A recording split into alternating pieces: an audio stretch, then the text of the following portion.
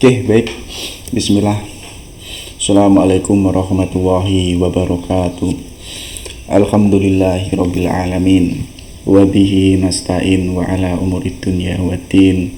Shalatu wassalamu ala asyrafil anbiya'i wal mursalin sayyidina wa maulana Muhammad wa ala ali sayyidina Muhammad. Asyhadu an la ilaha illallah wa asyhadu anna Muhammadar Rasulullah. Raditu billahi robba wa bil islami dina bi Muhammadin nabiyya wa rasulah. Rabbi zidna ilma wariyuhna fahma, amin amin ya Allah ya rabbal alamin.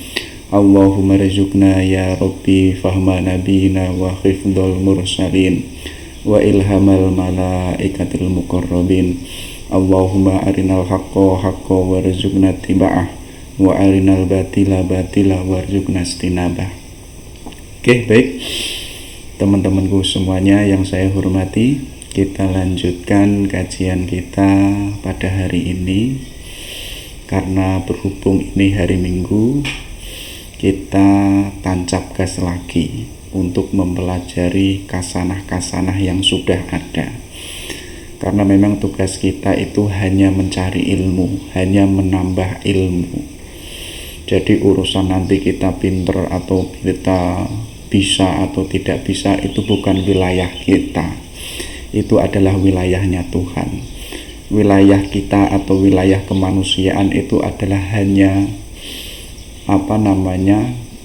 melakukan tugas yang itu sudah diberikan oleh Allah, yaitu hanya mencari ilmu dan mencari ilmu atau menambah wawasan dari hari ke hari.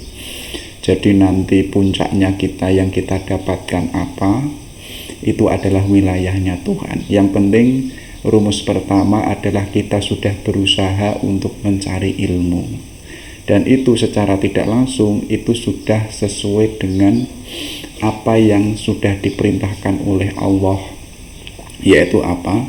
Kewajiban kita itu sudah kita laksanakan, biar kita itu benar-benar menjadi orang yang beriman dan sekaligus orang yang punya wawasan. Jadi mode hidup kita itu tidak hanya beriman saja, tapi pun juga punya ilmu pengetahuan. Itu jauh lebih mantap daripada hanya beriman saja tapi tidak punya wawasan.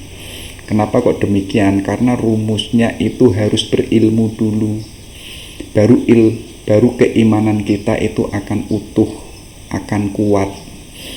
Jadi kok teman-teman beriman dulu tapi kok wawasannya nol, itu malah keimanan kita itu kering, keimanan kita itu nol atau tidak bernyawa. Biar keimanan kita itu bernyawa dan hidup ya, dan sekaligus keimanannya itu segar, maka setiap hari harus kita isi dengan ilmu pengetahuan, biar kita itu lama-lama bisa menjadi orang yang bijaksana. Seperti halnya yang kita kaji hari ini, yaitu Sokrates, orang yang sangat dikenal sekali sebagai orang yang bijaksana. Jadi beliau ini orang Athena, jadi salah satu kota terbesar yang ada di Yunani. Beliau ini lahir pada tahun 470. Nanti beliau meninggalnya itu 399 sebelum Masehi. Jadi saat itu Islam itu belum ada, dan Kristen itu juga belum ada. Jadi hidupnya Sokrates itu jauh sebelum itu beliau sudah ada. Dan nanti mode berpikirnya Sokrates itu sangat dikenal, bahkan sampai hari ini itu masih digunakan. Jadi kali ini kita mempelajari orang bijak, mempelajari makna kehidupan, mempelajari bagaimana cara berpikir yang benar. Jadi nanti kabarnya beliau ini bukan orang bangsawan, atau bukan dari keluarga bangsawan, atau bukan dari keluarga orang kaya. Karena memang ayahnya ini profesinya seorang pemahat, dan ibunya itu profesinya adalah seorang bidan. nanti ketika Sokrates itu belum berkecimpung di dunia filsafat, kabarnya Sokrates itu pun juga pernah bekerja sebagai pemahat, yaitu melanjutkan profesi ayahnya. Ya, jadi beliau pun juga pernah menjadi orang seniman atau orang pemahat. Walaupun demikian, nanti belakangan beliau itu melepas profesinya itu dan menghabiskan umurnya ya ketika beliau itu masuk di dunia filsafat. Nah, kabarnya itu saat dia sibuk di dunia filsafat dan menemukan kebenaran, ya, kabarnya di Athena atau secara umum di Yunani, beliau ini suka berkeliling kota, ya, menemui siapa saja yang itu ditemui oleh Sokrates dan diajak diskusi.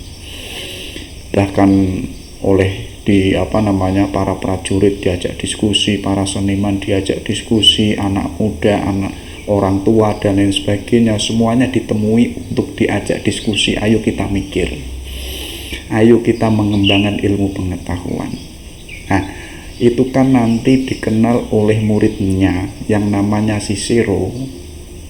Muridnya ini mengatakan bahwa di tangannya Sokrates ini, filsafat yang sebelumnya ada di atas langit itu bisa diturunkan di atas bumi oleh Sokrates, ya, dikenalkan oleh beliau, ya, dikenalkan oleh orang-orang, bahkan dimasukkan oleh beliau ke rumah-rumah orang-orang Athena itu dan lain sebagainya. Artinya dulu filsafat itu yang seakan-akan memikirkan alam semesta, ya, penciptaan alam semesta. Sokrates itu agak heran, loh, kok kenapa tidak memikirkan kita yang itu sebagai manusia? Makanya Cicero itu nggak salah bahwa di tangannya Sokrates ini filsafat itu punya tempat, ya. Jadi yang mulanya mengkaji alam semesta yang itu sebagai makrokosmos, sekarang filsafat mengkaji mikrokosmos, yaitu manusia itu sendiri. Jadi kita yang sebagai manusia itu mengkaji kemanusiaan kita. Biar apa? Biar kemanusiaan kita itu jauh lebih bermakna, jauh lebih bernilai. Nanti walaupun demikian, Sokrates itu sibuk diskusi berkeliling kota, ke alun-alun, ke kota. Nanti kabarnya pun beliau ini juga menikah. Jadi istrinya itu namanya Xanthippe, ya. Jadi istrinya ini dikenal sebagai istri yang cerewet. Nah, tapi nanti Sokrates itu punya dalil atau punya keyword tentang seorang istri yang itu bagaimanapun seseorang itu harus menikah. Karena apa? Untungnya itu banyak. Sebagaimana dialami oleh Sokrates, walaupun istrinya itu cerewet, tapi itu nanti pun juga mampu mengantarkan dirinya untuk menjadi orang yang jauh lebih baik, atau menjadikan Sokrates itu menjadi orang yang sabar. Nah, nanti dari istrinya ini Sokrates punya anak yang jumlahnya itu 3. Itu kan jadi seorang filosof sibuk mikir, ya. Di simbolnya orang Yunani itu kan banyak patung yang tangannya memegang kepalanya begini. Ini kan simbol bahwa orangnya itu sibuk mikir, sibuk mentafakuri alam semesta maupun manusia. Tapi walaupun kesibukannya berpikir itu, jangan lupa untuk menikah. Sebagaimana Sokrates hidupnya keliling kota, ya, berdiskusi dan lain sebagainya, tapi beliau pun juga menikah, walaupun menikahnya itu tidak dengan orang yang itu belum dikatakan sesuai dengan keinginannya Sokrates, karena istrinya itu cerewet. Nah, nanti Sokrates ini hidupnya agak tragis. Ya, karena apa? Karena hidupnya itu antitesanya dari peradaban orang Yunani saat itu. Bahkan kabarnya nanti beliau itu dihukum minum racun. Jadi saat beliau itu dijustifikasi untuk dibunuh atau dihukum mati, kabarnya itu beliau itu meminta sama muridnya saat itu, bahwa Sokrates itu mengatakan, wahai murid, saya masih punya hutang sama temanku, yaitu hutang 1 ayam. Jadi mendengar itu muridnya itu menangis, karena muridnya ini menganggap situasi kayak begitu kok masih berpikir tentang hutang ayam yang itu jumlahnya hanya 1. Jadi muridnya ini menangis, kemudian mengatakan, baik guru, nanti akan saya lunasi. Nah, itu kan menunjukkan beliau benar-benar orang bijak, walaupun saat itu adalah waktunya tidak lama untuk dihukum mati. Coba kita lihat, kita cek bagaimana cara berpikir saat itu yang itu dialami oleh Sokrates. Walaupun demikian, beliau ini sebenarnya levelnya itu seperti seorang nabi, yaitu berdakwah, mengajarkan kebenaran, mengajarkan cara berpikir. Dan ada juga yang mengatakan beliau ini sebagaimana seorang mujadid, seorang pembaharu. Ya, jadi merevolusi cara berpikir yang saat itu, ya, itu dikritik habis-habisan oleh Sokrates. Bahkan di tangannya Sokrates ini nanti kan lahir seorang filosof besar juga, yaitu Plato. Dan di tangannya Plato ini nanti pun juga punya murid namanya itu Aristoteles. Tapi jangan salah, gagas-gagasannya Plato ini yang punya guru Sokrates itu kan gagas-gagasannya, filsafatnya lari ke dunia timur yang itu mewarnai dunia Islam dan mewarnai dunia timur lainnya. Ya kan, basisnya hari ini itu kan idealis. Idealis itu adalah spiritualis yang itu tidak melupakan epistemologi yang sifatnya itu irfani, yang sifatnya itu batiniah. Sedangkan di tangannya Aristoteles yang sifatnya itu realisme atau empirisme, ini nanti lahir ke dunia barat atau di dunia Eropa. Makanya nggak salah dunia Eropa hari ini teknologinya sangat berkembang, ya, epistemologinya sangat berkembang karena menggunakan cara mode berpikirnya Aristoteles. Jadi lebih menekankan fakta dan data. Kalau di dunia timur itu tidak begitu penting dengan dunia, tidak begitu penting dengan dunia empiris, karena jauh lebih penting itu yang batiniah. Wis pokoknya sabar wae, wis pokoknya hidup ini yang bagaimana nggak penting, yang penting hati kita bahagia. Tapi orang barat itu lebih menekankan pada data yang itu sifatnya empiris, yang itu dikembangkan, lahirlah berbagai macam ilmu pengetahuan. Mungkin kalau kita orang Islam memakai dua-duanya cara berpikir antara Plato dan Aristoteles yang itu secara tidak langsung adalah muridnya Sokrates, kalau kita mampu menggunakan dua cara berpikir itu, mungkin dunia Islam itu akan mengungguli dunia barat.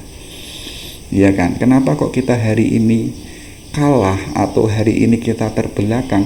Karena kita hanya fokus menggunakan irfaniyah. Kita hanya fokus menggunakan batiniah, tapi kita lemah metodologi cara berpikir, kita lemah dengan yang namanya dunia empiris. Ya, sedangkan dunia empiris itu dipakai oleh orang barat. Nah, nanti kabarnya pun juga, ya, beliau ini walaupun dihukum mati itu punya murid, terutama Plato, terutama murid-muridnya semuanya itu pada galau, itu pada stres karena kehilangan orang hebat dan orang bijaksana. Kabarnya Plato ini ketika Sokrates itu dieksekusi, Plato ini galau, nyesel, dan beliau itu baru rihlah kemana-mana, kabarnya sampai ke Mesir, yang itu memakan 12 tahun sebelum nanti melahirkan Aristoteles. Nah, coba kita lihat idenya itu apa saja. Jadi saat itu di Yunani, ya, terutama di tahun 4 sebelum Masehi itu, cara berpikirnya itu makrokosmos, seperti halnya yang saya sebutkan tadi, yaitu memikirkan alam semesta.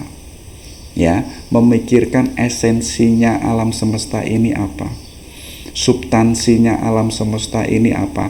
Ada yang mengatakan bahwa substansinya itu adalah air, ada yang mengatakan substansinya itu adalah tanah, ada yang mengatakan api, udara, dan lain sebagainya. Itu kan diawali dari Pythagoras, Anaximenes, Anaximander, dan lain sebagainya. Itu kan semuanya filsafatnya mengarah ke alam semesta. Jadi bahan dasarnya alam semesta itu apa? Oke, nggak apa-apa bahwa kita menyimpulkan bahannya alam semesta itu air, karena secara tidak langsung hidup ini kan penuh dengan air. Kalau hidup ini tanpa air, hidup ini kan kering, ya. Makanya nggak salah saat itu para filosof pra-Sokrates itu memikirkan alam semesta, tapi catatannya bahwa mereka itu hanya sibuk memikirkan gejala-gejala alam makrokosmos, tapi lupa dengan mikrokosmos yang itu manusia. Nah, di tangannya Sokrates ini, beliau lebih suka meneropong tentang gejala-gejala manusia. Dia nggak sibuk memikirkan alam semesta. Mungkin boleh kita memikirkan ketuhanan, kita memikirkan gejala-gejala alam, ya, tapi kita nggak boleh lupa apa itu manusia, kedudukan kita di dunia itu untuk apa dan bagaimana. Kita nggak boleh terlena di situ, kita nggak boleh kehilangan nilai kita sebagai manusia. Nah, dari situlah nanti Sokrates itu, ya, paradigmanya itu harus digeser.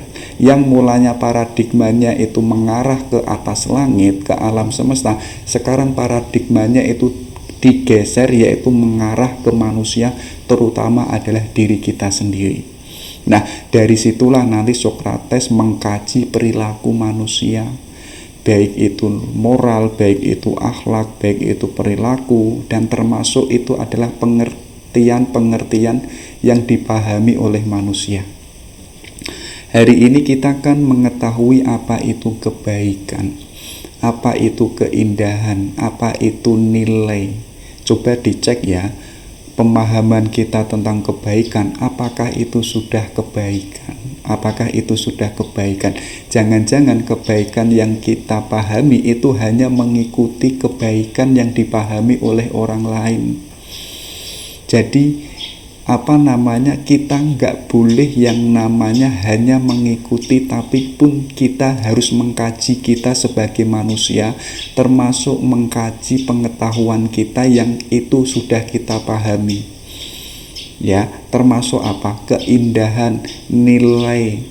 Karena manusia itu hidup karena ada nilai yang diperjuangkannya. Kenapa kok kita hari ini itu masih bertahan hidup? Karena kita itu punya harapan. Dan itu secara tidak langsung, harapan yang ingin kita raih itu pasti mempunyai nilai yang jauh lebih besar. Makanya hari ini kita belajar, kita berjuang, kita berproses, itu kan untuk meraih harapan yang itu nanti akan mewujud, yang itu nanti akan kita dapatkan.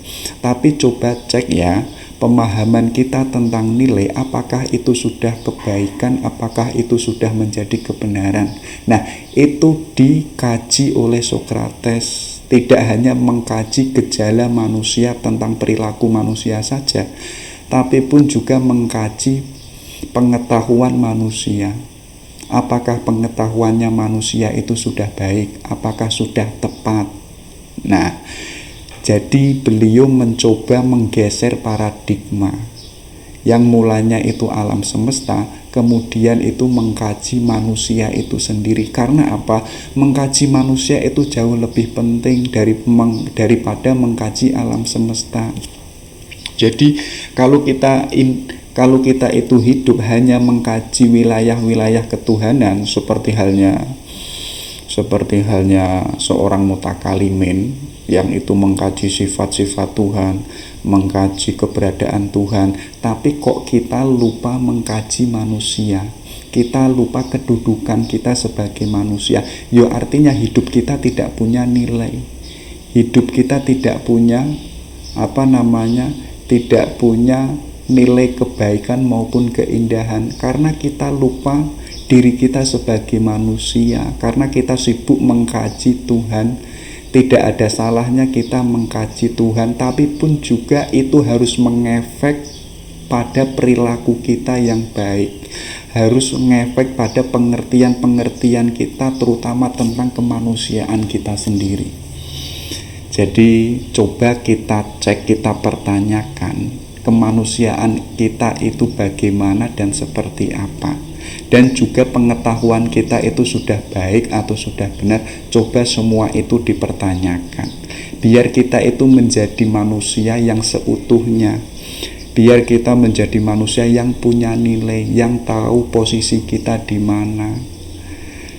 Sedangkan saat itu juga ada tradisi, ada cendekiawan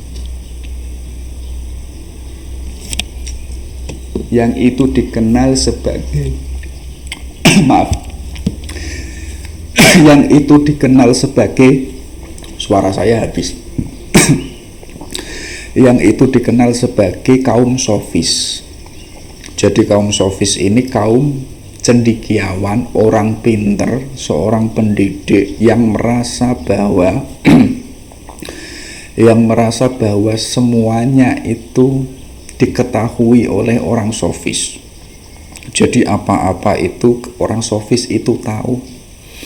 Dan uniknya dan anehnya, orang sofis ini karena merasa mengetahui semuanya, ilmunya itu diajarkan kepada para pemuda-pemuda orang Yunani atau orang Athena. Kemudian ketika sudah diajarkan oleh para mereka, orang sofis ini meminta bayaran atau meminta upah. Jadi ada istilah yang namanya pendidikan kapitalisme. Mungkin gambarannya seperti hari ini. Ya, hari ini mungkin juga banyak orang sofis, yaitu mendakwahkan ilmunya, mengajarkan ilmunya, nanti ujung-ujungnya yaitu adalah meminta bayaran. Kalau nggak dibayar nanti marah, kalau nggak dibayar nanti besok nggak mau ngisi lagi.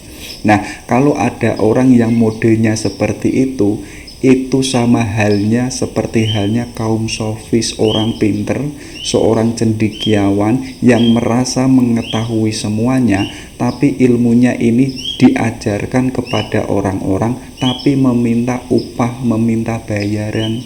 Kalau nggak dibayar besok nggak mau ngisi lagi. Jadi ada dua catatan yang itu ditangkap oleh Sokrates, bahwa kok aneh ya, mengajarkan ilmu tapi kok meminta upah. Jadi pengennya Sokrates itu mengajarkan demi kebijaksanaan, demi kebenaran. Jadi antara nanti diberi atau tidak itu bukan urusan kita yang memberi ilmu. Dan sekaligus kaum sofis ini merasa mengetahui semuanya, ya, mengetahui ilmu ini, mengetahui ilmu itu, dan lain sebagainya. Dan itu ditolak oleh Sokrates, dikritik habis-habisan oleh Sokrates dengan kalimat, "Aku tidak tahu apa-apa." Ya, jadi orang yang itu merasa dirinya tidak tahu apa-apa, itu menunjukkan bahwa dirinya itu orang yang bijaksana. Ya, dirinya tidak merasa sombong, tidak merasa mengetahui. Kalau hari ini ada orang yang mengetahui apapun dan merasa mengetahui, artinya dirinya itu tidak berilmu pengetahuan, karena ada kesombongan di dalam dirinya, karena dirinya itu merasa tahu, merasa benar, merasa baik.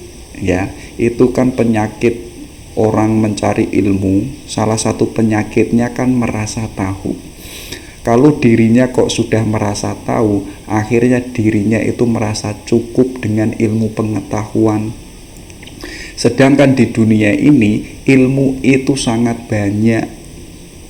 Ya, ilmu ini sangat banyak, sedangkan umur manusia itu pendek. Makanya kalau kita merasa mengetahui dan ilmu kita kok sudah merasa cukup, akhirnya kita itu terjebak pada kesombongan.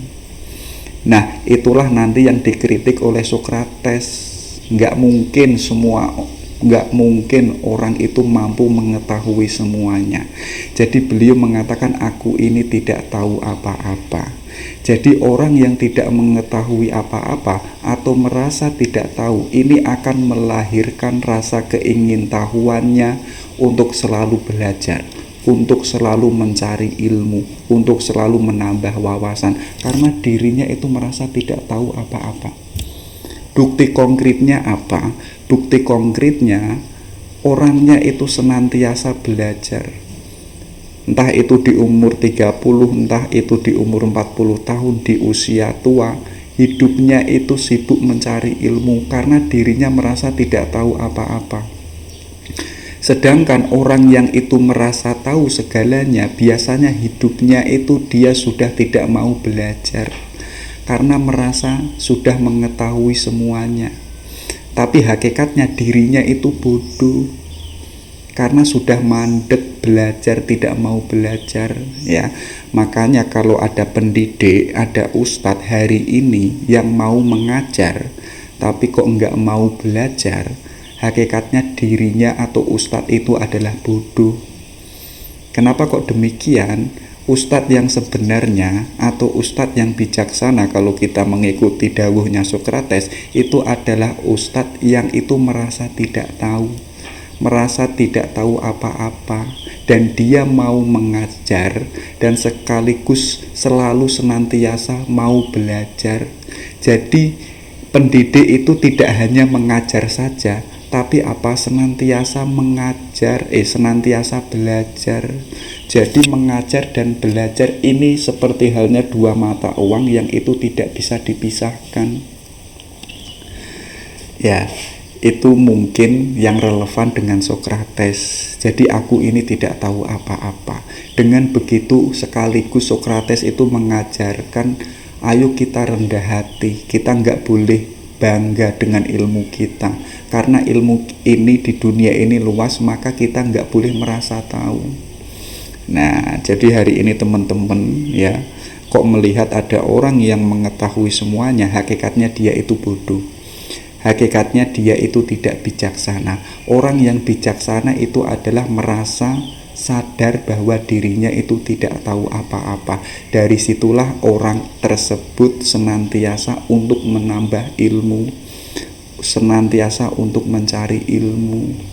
Nah, jadi penyakit saat itu yang itu dikritik oleh Sokrates, ya, termasuk pun juga menganggap kaum sofis, menganggap mereka itu meyakini bahwa kebenaran itu adalah sifatnya relatif, ya. Jadi kebenaran hari ini A, besok mungkin B. Jadi kebenaran itu tergantung ruang dan waktu, tergantung tempat, tergantung orangnya.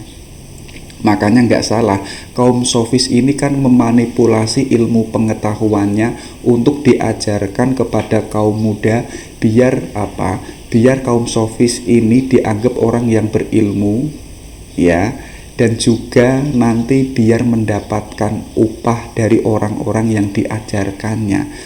Nah, kaum sofis ini dia meyakini kebenaran itu relatif, tergantung saya, sesuai perspektif saya. Hari ini pun juga banyak yang demikian kan, kebenaran versinya ustadz ini, kebenaran versinya kiai ini, kebenaran versinya dogma ini. Sedangkan kalau kita itu mencari kebenaran yang itu keluar dari kebenaran mereka, kita dianggap salah, kita dianggap sesat, kita dianggap nanti tidak barokah. Nah, itu yang demikian itu nanti pun juga dikritik oleh Sokrates. Kebenaran itu tidak relatif. Kebenaran itu sifatnya objektivitas, tidak tergantung dengan saya, tidak tergantung dengan dogma, tidak tergantung dengan masyarakat, tidak tergantung dengan kamu. Jadi yang namanya kebenaran itu bisa diterima oleh siapa saja, baik itu agama satu maupun dogma-dogma yang lain. Contoh kecil, ya, kebenaran kasih sayang itu setiap agama itu kan bisa menerimanya, Iya kan? Agama satu itu pasti meyakini bahwa kasih sayang pasti baik. Agama Kristen pun juga sama, agama Yahudi itu pun juga sama. Di peradaban satu dan peradaban yang lain itu pasti membenarkan bahwa kasih sayang itu pasti kebenaran, pasti kebaikan. Itu yang disebut kebenaran objektif, tidak tergantung pada orang ini maupun kelompok ini. Jadi Sokrates itu mengkritik adanya kebenaran relativitas atau kebenaran yang itu tergantung siapa yang ngomong, siapa yang mengucapkan. Nah, Sokrates ini mencontohkan, coba dicek ya, contoh kecil, kita mempertanyakan apakah kursi itu subjektif atau objektif. Nah, Sokrates itu mengibaratkan bahwa kursi itu kan kelihatan variatif. Tapi kalau kita cermat, yang namanya kursi itu pasti memiliki tempat duduk dan tempat sandaran. Kalau ada bentuk yang itu bisa diduduki dan memiliki sandaran, itulah yang disebut kursi. Dan kursi yang punya tempat duduk dan sandaran inilah yang disebut kebenaran objektif. Objektif, semua orang pasti bisa menerimanya. Contoh ketika Sokrates itu menemukan makna adil, dia ingin mengecek makna adil versinya para pedagang, versinya prajurit, penguasa dan pendidik dan lain sebagainya. Nanti akan ketemu bahwa ada loh keadilan yang sifatnya universal, ada loh keadilan yang sifatnya itu objektif. Jadi tidak tergantung pada saya, tidak tergantung pada ustadz dan lain sebagainya. Nah, itulah yang itu diajarkan oleh Sokrates, ada kebenaran yang sifatnya itu universal. Jauh-jauh hari sampai hari ini kebenaran itu masih sama dan itu masih bisa diterima oleh semua orang. Nah, nanti dari situ ya, Sokrates itu dianggap meracuni pikiran kaum muda. Karena hidupnya Sokrates kan seperti halnya yang saya sebutkan tadi, yaitu berkeliling kota, ke alun-alun, ke lorong-lorong kota, yaitu mengajak kaum muda untuk diskusi, menemukan kebenaran yang hakiki, atau menemukan kebenaran yang sifatnya itu objektif. Dan beliau, Sokrates pun dianggap telah menolak dewa-dewa saat itu. Ini kan atas dasar tadi, ayo kita berpikir kemanusiaan kita. Kita nggak boleh sibuk memikirkan alam semesta, termasuk memikirkan dewa-dewa. Saat itu kan ada banyak keyakinan tentang dewa-dewa, dan masyarakat itu sibuk mengurusi dewa-dewanya, sedangkan kemanusiaannya itu tidak pernah dikaji. Nah, dari situlah Sokrates pun dianggap telah membuat agama baru, yang itu keluar dari agama yang diyakini oleh orang Yunani. Nah, jadi ada 3 anggapan, terutama itu beliau dianggap meracuni anak muda, menolak para dewa, kemudian dianggap membuat agama baru. Dari situlah nanti beliau dijatuhi hukuman di Mahkamah Athena, yaitu dipaksa untuk meminum racun. Nah, jadi beliau ini termasuk seorang martir atau seorang syahid, yaitu mempertahankan kebenaran yang diyakininya. Jadi kita pun juga berani enggak, kalau kita menemukan kebenaran, kita berani enggak menghidupkan kebenaran itu, memperjuangkan kebenaran itu, walaupun di luar sana banyak orang yang itu mengkritik kita, mengancam kita dan lain sebagainya. Kalau kok kita berani bersikukuh dengan kebenaran kita, yo kita seperti halnya kehidupan Sokrates. Ya, beliau berani menguji kebenarannya, atau berani hidup apa yang itu sudah diyakininya. Nah, ini loh, kenapa kok kita tadi disuruh untuk memikirkan manusia. Beliau ini mengatakan bahwa it is not living that matters, but living really. Jadi bukanlah hidup ini penting, tapi apa? Hiduplah yang baik. Seperti halnya tadi, kita sibuk memikirkan alam semesta, kok kita lupa dengan kemanusiaan kita lupa dengan cara kita hidup, cara kita berperilaku. Akhirnya apa? Hidup ini kan tidak punya nilai. Maka untuk hidup ini punya nilai, maka hiduplah yang baik. Jadi kita tahu siapa kita, apa yang kita inginkan, apa yang ingin kita perjuangkan, baru hiduplah dengan cara yang baik biar kita itu hidupnya bermakna dan punya nilai. Jadi menurut Socrates, hidup itu nggak penting, yang penting apa? Yang penting itu cara kita hidup yang baik. Di Jawa itu kan ada istilah bahwa hidup ini mampir ngombe. Ya, kalau kita memakai kacamatanya Socrates, itu nggak penting, itu nggak punya nilai. Yang penting itu apa? Cara kita hidup, cara kita itu mampir ngombe itu bagaimana dan seperti apa. Itulah yang menentukan kehidupan kita menjadi bermakna. Tapi kok kita hanya hidup, hanya mampir ngombe, itu adalah hidup yang tidak punya makna dan tidak punya nilai. Makanya beliau itu menegaskan, ayo kita hidup yang baik. Dari situlah beliau mengkaji manusia. Coba dicek ya, kalau kita itu sering merenung, sering berpikir tentang kehidupan kita, ya pasti kita akan menemukan makna hidup kita itu seperti apa dan bagaimana. Coba teman-teman itu dicek, sudah tahu belum hidup kita itu untuk apa dan bagaimana? Apa yang kita inginkan itu mau kemana? Yang kita cari itu apa? Banyak sekali yang itu tugas kita sebagai manusia. Jalannya dengan apa? Jalannya dengan mengkaji kehidupan kita. Ya, biar hidup kita itu punya nilai, punya makna.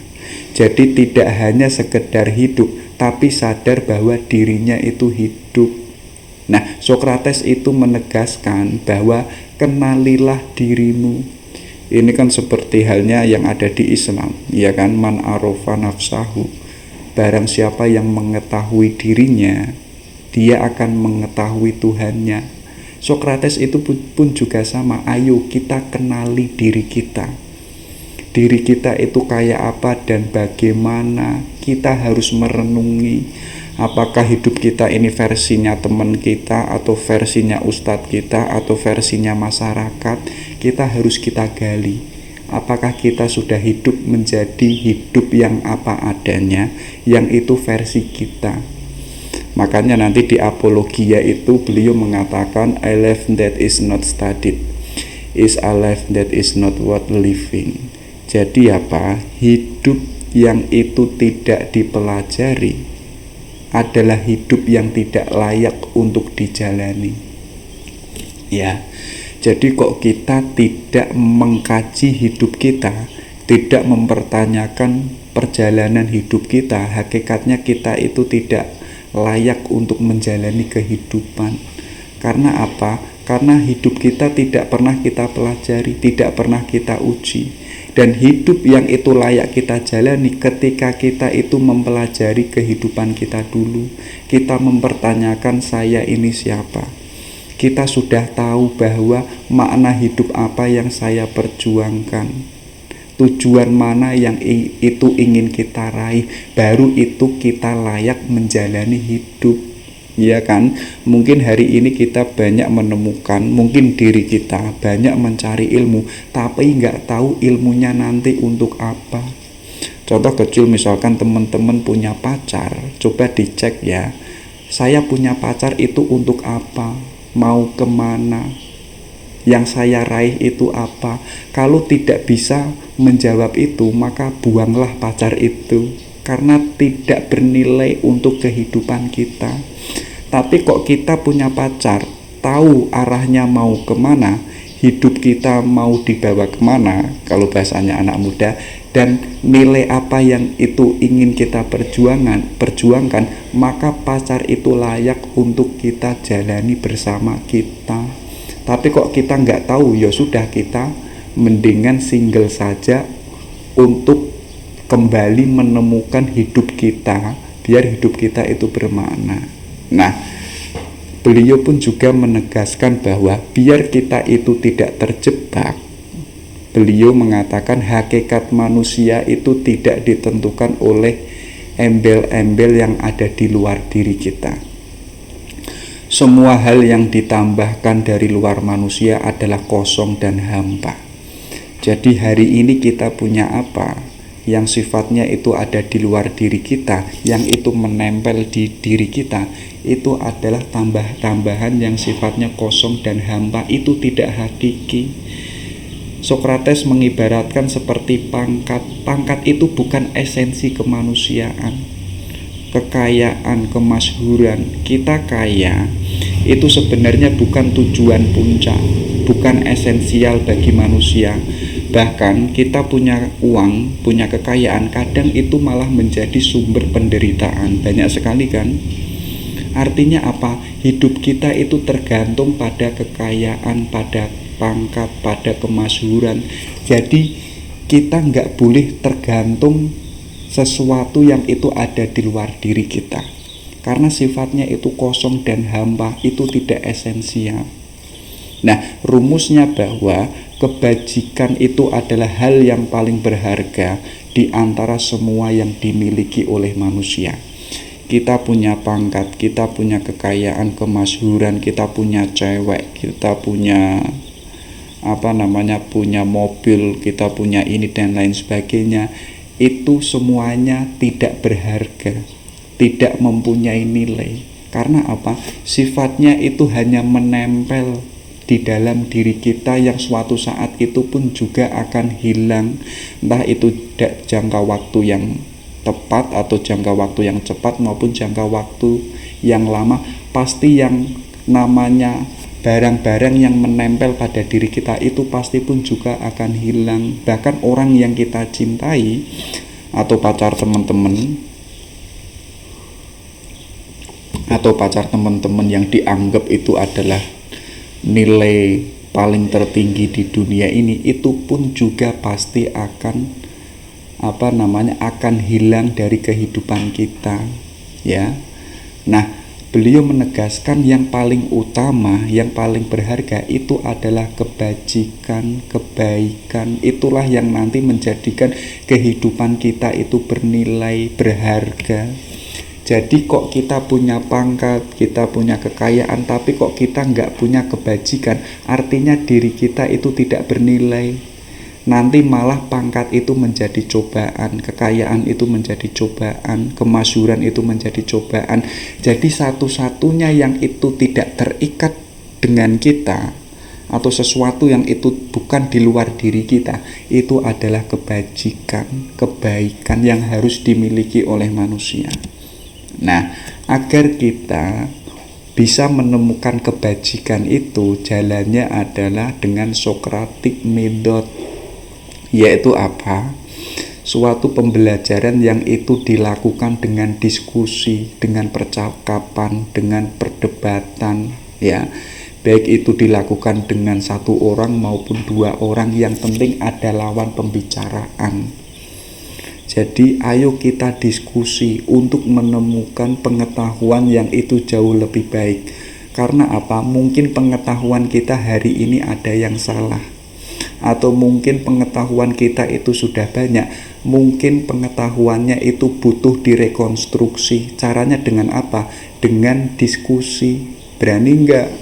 Ya, kalau ada orang enggak mau diajak diskusi, artinya orang itu sifatnya itu sudah merasa tahu, sudah merasa benar.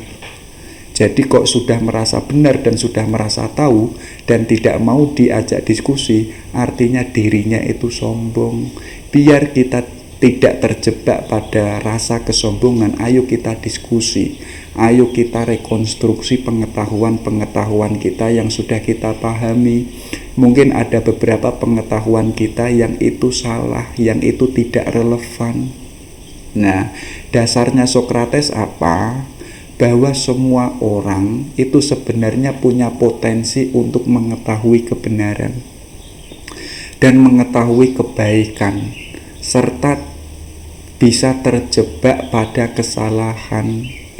Nah, karena Sokrates punya dasar ini, ayo kita diskusi. Kenapa kok kita diskusi? Karena kita punya potensi untuk mengetahui. Kita punya potensi untuk memiliki kebenaran. Hanya saja dalam pandangannya Sokrates, manusia itu malas berpikir, malas mencari ilmu. Sedangkan sejak awal kita itu punya potensi untuk mengetahui kebenaran. Makanya kan ada istilah dari Sokrates bahwa tidak ada manusia yang bodoh. Yang ada apa? Yang ada adalah manusia yang malas belajar, malas berpikir. Kenapa kok demikian? Karena hakikatnya manusia itu punya potensi untuk belajar, untuk mengetahui kebenaran. Karena manusianya itu malas berpikir, akhirnya dia tidak menemukan kebenaran. Dia tidak menemukan pengetahuan. Akhirnya dia hidup di dalam kehidupan yang salah, yang tidak bermakna, yang tidak memiliki nilai. Itu gara-gara dirinya itu tidak mau belajar, tidak mau berpikir. Jadi karena manusia itu tadi punya potensi untuk mengetahui, ayo kita diskusi. Ayo kita percakapkan pengetahuan itu. Ayo kita perdebatkan pengetahuan itu agar kita itu menemukan kebenaran yang sesungguhnya. Jadi Sokrates ini memang dikenal sebagai orang yang itu suka diskusi, ya. Nah, kenapa kok beliau mengajak diskusi atau sebagai metodenya Sokrates ini? Biar manusia itu mampu memperhatikan dan memuaskan jiwanya, yaitu dengan diskusi atau dengan dialog. Dengan dialog itu Sokrates itu diantaranya itu mampu menelanjangi jiwa atau pemahaman orang lain. Jadi dengan diskusi itu Sokrates itu mampu melihat bahwa ternyata pemahamanmu itu salah. Ternyata argumenmu itu hanya mengikuti orang lain. Ternyata ilmumu itu ada yang tidak benar. Akhirnya orang itu ditelanjangi atau orang itu merasa bahwa ternyata pengetahuan saya itu ternyata kurang benar. Itu bisa ditemukan dengan jalan diskusi. Dan sekaligus merefleksi agar orang itu menjadi sadar akan hidupnya. Jadi hidup ini mau kemana dan bagaimana. Dengan diskusi, dengan Socratic method, orang itu akan lebih sadar dengan makna kehidupannya, dengan makna tujuan yang itu ingin diraihnya. Jalannya dengan kenali dirimu, pahami dirimu, kamu itu untuk apa, tugasmu di dunia itu ngapain. Nanti puncaknya Socratic method ini puncaknya adalah yaitu ujungnya itu adalah nilai etika dan pembelajaran. Sekaligus itu mengajarkan manusia untuk menemukan kebenaran, sekaligus itu membentuk jiwa manusia agar manusia itu punya nilai, punya etika, punya perilaku yang baik. Makanya dari situ lahir yang namanya 4 metode yang itu sering dijalankan oleh Sokrates. Pertama ayo kita merasa bahwa kita itu tidak tahu. Ini sebagai antitesanya orang-orang sofis tadi yang merasa tahu. Ya, seperti halnya yang saya jelaskan, orang yang merasa tahu itu orang bodoh, orang yang sudah merasa cukup. Artinya orangnya itu sombong. Biar kita itu tidak terjebak menjadi orang yang sombong, ya, kita dasarnya pertama adalah aku tidak tahu apa-apa. Dari situ kita harus senantiasa menambah ilmu dan mau belajar, karena kita sadar bahwa kita itu tidak tahu apa-apa. Nah, Socrates itu loh, dia mengatakan the only true wisdom is in knowing you know nothing. Satu-satunya kebijaksanaan adalah kamu mengetahui bahwa kamu itu tidak tahu apa-apa. Jadi kalau kita tahu bahwa hakikatnya kita itu tidak tahu apa-apa, itu adalah satu-satunya kebijaksanaan.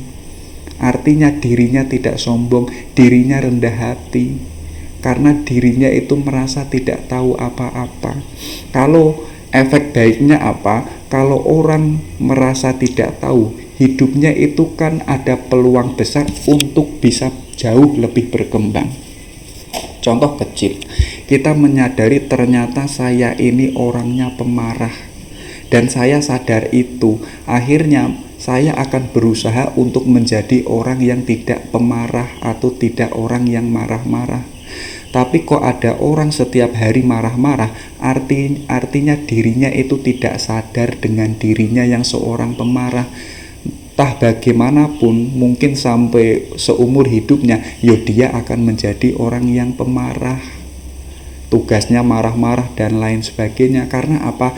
Dirinya tidak mengetahui dirinya, atau dirinya merasa tahu, tidak sadar bahwa dirinya itu seorang pemarah. Nah, di antara salah satu jalannya bahwa aku ini tidak tahu, biar kita menjadi orang yang sadar bahwa saya ini tidak tahu apa-apa, sehingga kita itu mau belajar. Dengan belajar itu kita akan menemukan kebijaksanaan, kita akan menemukan kebaikan, kebenaran, keindahan. Disitulah hidup kita itu punya nilai. Kita mau kemana kita tahu, apa yang kita inginkan kita pun juga tahu. Nah, yang kedua apa? Yaitu ironi. Ini tekniknya Socrates. Jadi beliau itu hakikatnya tahu, ya, bukan tahu berarti sombong. Itu hanya sebagai teknik. Dengan cara apa? Berpura-pura bodoh, berpura-pura tidak tahu. Jadi ini tujuannya tujuannya apa? Biar lawan diskusinya itu berani membuka argumennya, berani mengungkapkan pengetahuannya. Jadi teman-teman kalau memakai kacamata ini, ayo diskusi. Tapi kita diskusi jangan kelihatan bahwa kita itu tahu. Diskusilah, tapi kita memakai bahwa seakan-akan saya itu tidak tahu apa-apa. Seakan-akan saya ini kelihatan bodoh. Kenapa kok kita memakai itu? Biar lawan bicara kita itu mampu mengucapkan semuanya, ya, mampu membuka semua pengetahuannya. Di situ kita akan menyadari sebatas mana pengetahuan yang itu diungkapkan oleh lawan diskusi kita. Baru kita mengecek, oh ternyata ada pemahaman yang itu salah, ada pemahaman yang itu tidak relevan. Baru di situ kita itu meluruskan. Ini loh pengetahuan yang baik itu demikian. Oh ini loh nilai yang sesungguhnya itu demikian, dan lain sebagainya. Jadi dengan cara ironi. Yang kedua yaitu apa? Karena mungkin ibunya Socrates itu kan seorang bidan. Nah, mungkin itu dicermati oleh Socrates sebagai jalan untuk menemukan pengetahuan yang baik. Jadi apa? Tugasnya Socrates itu dia memposisikan dirinya seperti halnya bidan atau perawat, yaitu apa? Dengan menuntun. Jadi beliau itu mengarahkan step demi step, tapi beliau itu tidak menggurui, tidak merasa dirinya paling benar. Nanti dengan cara menuntun ini, itu akan mengarahkan lawan bicaranya, oh ternyata kebenaran ini seperti ini ya, oh ternyata pengetahuan seperti ini ya. Baru nanti akan sampai pada kebenaran yang sama, yaitu kebenaran objektif. Disitulah nanti kata Socrates, nanti akan ketemu yang namanya kebijaksanaan, yang itu bisa kita sepakati bersama. Jalannya dengan apa? Jalannya itu dengan metode perawat atau bidan, yaitu menuntun pelan-pelan, tapi tidak dengan cara menggurui, tidak dengan cara merasa benar, Yang terakhir apa? Yaitu konfutasi. Ya, setelah diskusi lama, setelah bertukar argumentasi, Sokrates menemukan bahwa ternyata ada yang tidak konsisten, ada yang keliru, ada yang tidak valid, atau mungkin ada argumen yang tidak tepat. Nah, ketika dia menemukan ada hal-hal yang kontradiksi itu, baru Sokrates itu masuk, ya, masuk dengan jalan sebagaimana tadi, yaitu jalan menuntun, mengarahkan. Ini loh yang konsisten, ini seperti ini, yang valid itu seperti ini. Contoh kecil, misalkan Sokrates bertanya, apa itu keadilan? Lawan bicara mengatakan keadilan itu ya ketika kita memberi satu sama lain. Nah, itu nanti akan dikejar terus oleh Sokrates sampai menemukan keadilan yang sebenarnya. Nah, ada juga ketika lawan argumennya ini, ya, telah mengatakan A dan B, dan itu ditemukan oleh Sokrates ada yang tidak konsisten dan keliru, baru di situ Sokrates itu masuk, atau Sokrates itu menunjukkan ini lo yang benar dan lain sebagainya. Itu dikenal sebagai Socratic method. Mungkin hari ini bisa kita pakai untuk apa? Untuk mengevaluasi, untuk merekonstruksi janjani pengetahuan yang itu sudah kita dapatkan, yang sumbernya dari buku, sumbernya dari kiai, sumbernya dari guru-guru, dari ustadz. Apakah itu semuanya sudah benar? Apakah semuanya itu sudah baik? Kita perlu yang namanya Socratic method. Kita kaji ulang, kita diskusikan ulang. Seperti halnya tadi, kalau kita hari ini kok sudah merasa tahu, itu alamat kita itu tidak menjadi orang yang bijaksana. Jadi rumusnya apa? Yang pertama, ayo kita sejak awal, mulai hari ini kita merasa tidak tahu apa-apa dulu. Baru kita nanti punya potensi untuk menjadi orang yang wise, untuk menjadi orang yang bijaksana. Nah, kenapa kok kita menggunakan Socratic method? Biar kita itu menemukan diri kita dan pengetahuan kita itu benar. Disitulah nanti Sokrates menggagas apa itu kebahagiaan. Jadi Sokrates itu punya rumus bahwa kebahagiaan itu bukan pleasure, bukan kesenangan, dan bukan kehormatan. Jadi hari ini kok kita merasa bahwa sumber kebahagiaan itu adalah kesenangan, maka nanti kita akan terjebak pada perilaku hedonisme. Yang kita cari itu adalah senang-senang. Jadi kita nggak merasa bahagia kalau hidup kita itu nggak senang. Contoh kecil, hari ini kan banyak mode kehidupan yang dicari itu kan kesenangan. Contoh kecil, teman-teman itu punya cewek, itu mungkin yang dicari tidak jauh, itu kan seneng-seneng bersama, iya kan? Itu menurut Sokrates itu bukan kebahagiaan, ya. Jadi seneng atau senang-senang itu sifatnya sementara, ya. Sifatnya itu di luar diri kita, yang seperti yang saya sebutkan tadi, ya. Kita merasa senang ketika kita itu pergi ke suatu tempat. Kita senang kalau kita itu punya pacar. Kita senang kalau kita itu punya kekayaan ini dan itu. Itu kesenangan sifatnya itu yang menempel pada diri kita. Ya, kalau itu menempel artinya kesenangan itu sifatnya ada di luar diri kita. Kalau itu ada di luar diri kita, artinya itu tidak hakiki, tidak yang sesungguhnya. Begitupun juga dengan kehormatan. Coba dicek ya teman-teman. Kehormatan itu kan penghargaan dari orang lain untuk kita, sehingga kita merasa kalau kita itu dihormati, kemudian kita menganggap hidup kita bahagia. Tapi jangan salah, bahwa orang-orang yang itu menaruh kehormatan kita itu kan tidak selamanya, ya kan? Kalau kita misalkan dihormati oleh orang lain, suatu saat kok kita korupsi, kok suatu saat kita melakukan kekejian, loh Yang mulanya orang-orang itu menghormati kita, kemudian orang-orang itu tidak menghormati kita, malah melecehkan kita, akhirnya kita tidak bahagia. Artinya kebahagiaan kita, kalau kita mengandalkan penghormatan, akhirnya hidup kita itu tergantung orang lain, tergantung oleh masyarakat, tergantung oleh kelompok-kelompok. Jadi yang namanya kesenangan dan kehormatan itu harus kita singkirkan. Jadi bagaimanapun tanpa penghormatan, tanpa kesenangan, kita itu masih bisa bahagia. Karena sumber kebahagiaan itu banyak yang mengatakan bahwa sumbernya itu adalah di jiwa kita. Jalannya dengan apa? Jalannya dengan wisdom, kita mengetahui kebenaran, kita mengetahui kebaikan. Yang kebaikan itu harus kita pahami dan sekaligus harus kita hidupkan. Disitulah lahir kebahagiaan. Jadi kebahagiaan itu lahir ketika kita itu punya ilmunya.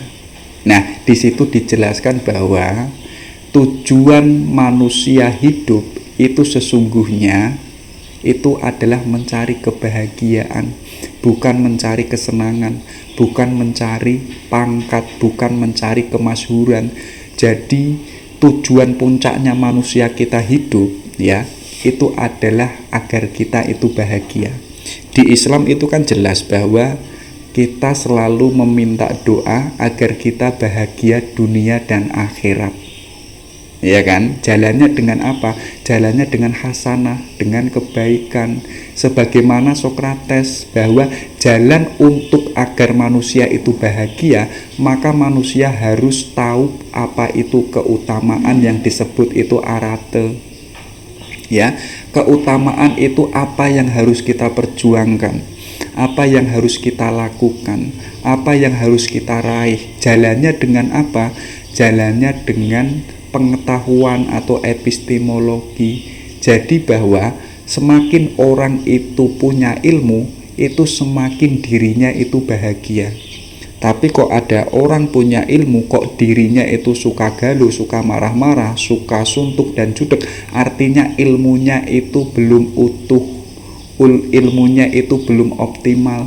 Maka apa? Jalan untuk menemukan agar kita itu bahagia, jalan utamanya dengan ilmu. Itulah yang paling esensial untuk manusia.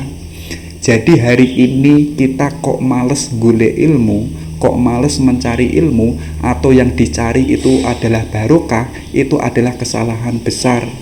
Ya, kita punya barokah tapi kok kita tidak punya ilmu, atau kita kok bodoh, artinya kita tidak menemukan kebahagiaan. Maka kalau kita mengikuti jalannya Sokrates, tujuannya manusia itu adalah kebahagiaan itu sendiri, jalan utamanya itu adalah ayo kita belajar, ayo kita menambah ilmu pengetahuan. Dengan ilmu itu kita mengetahui keutamaan apa dan bagaimana yang harus kita lakukan, ya, yang kita perbuat itu versinya apa, bentuknya apa. Itu kan keutamaan yang harus kita perjuangkan agar kita itu bisa bahagia. Jalannya dengan apa? Jalannya harus kita mencari ilmu, biar kita itu mengetahui berbagai macam keutamaan. Kalau kita sudah mengetahui keutamaan dengan jalan ilmu, maka kita harus hidup di situ. Ya, perjuangkan keutamaan itu, nanti akan mengantarkan kita menjadi manusia yang bahagia. Nah, itu rumusnya Sokrates. Jadi Sokrates itu sangat peduli sekali dengan orang yang itu peduli sama orang yang itu senantiasa mencari ilmu, tidak menunggu ilham, tidak menunggu barokah. Hari ini kita mencari ilmu itu sudah sesuatu yang sangat berharga. Ya. Nah, makanya tadi bahwa orang yang punya ilmu itu adalah sebagai jalan agar dirinya itu bahagia. Oke, ini loh nasihat-nasihatnya Sokrates. Beliau mengatakan bahwa wisdom begin in wonder. Jadi kebijaksanaan itu dimulai dari ketidakingintahuan. Kebijaksanaan itu dimulai dari keingintahuan. Jadi punya rasa ingin tahu itu sudah sesuatu yang luar biasa. Ingin tahu ini, ingin tahu kebenaran, ingin tahu kebijaksanaan, ingin tahu kebaikan dan lain sebagainya. Itu adalah pintu pertama agar kita bisa masuk ke dunia kebijaksanaan. Kalau hari ini kok kita tidak punya rasa ingin tahu, yo ilmu kita tidak berkembang, yo hidup kita tidak berkembang, hidup kita tidak semakin baik. Caranya atau jalannya dengan apa? Kita harus punya rasa ingin tahu yang besar. Itu adalah cirinya para filosof atau cirinya para intelektual. Makanya beliau itu melanjutkan, the only good is knowledge and the only evil is ignorance. Jadi satu-satunya kebaikan itu adalah pengetahuan, dan satu-satunya kejahatan itu adalah ketidakingintahuan atau ketidaktahuan atau bodoh. Jadi hidup ini yang baik, satu-satunya yang baik ketika kita itu mau mencari ilmu, ketika kita itu mengetahui sesuatu yang baik dan benar. Kenapa kok hidup ini baik dan indah? Karena ada banyak orang yang punya pengetahuan. Kenapa kok hidup ini rusak? Hidup ini kok kelihatan jahat? Karena apa?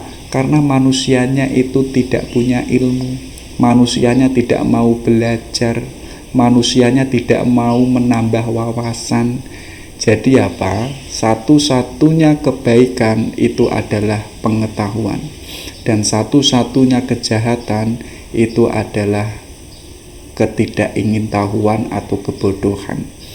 Nah, ini modenya Sokrates. Sokrates itu punya ciri khas dalam diskusi, yaitu apa?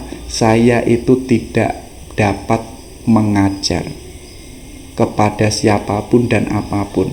Saya hanya dapat, satu-satunya yang bisa saya lakukan adalah mengajaknya untuk berpikir.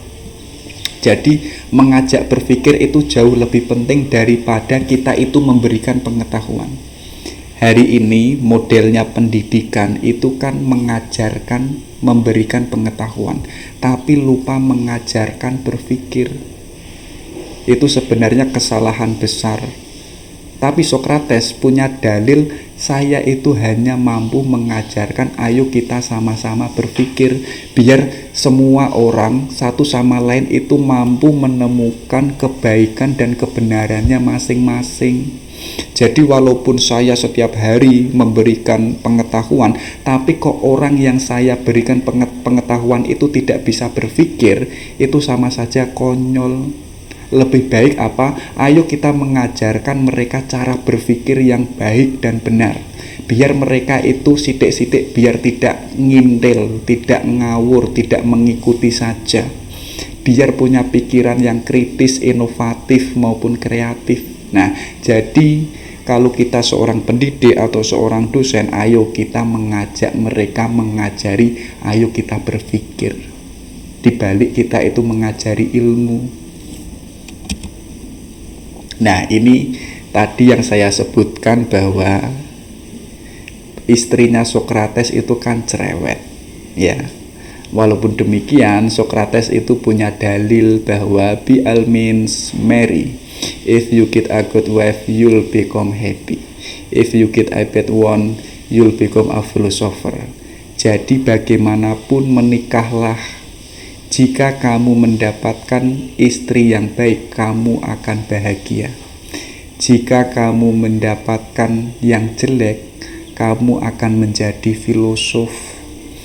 Jadi, istri yang baik atau istri yang jelek itu sama-sama menguntungkan. Itu sama-sama menjadikan kita itu hidup.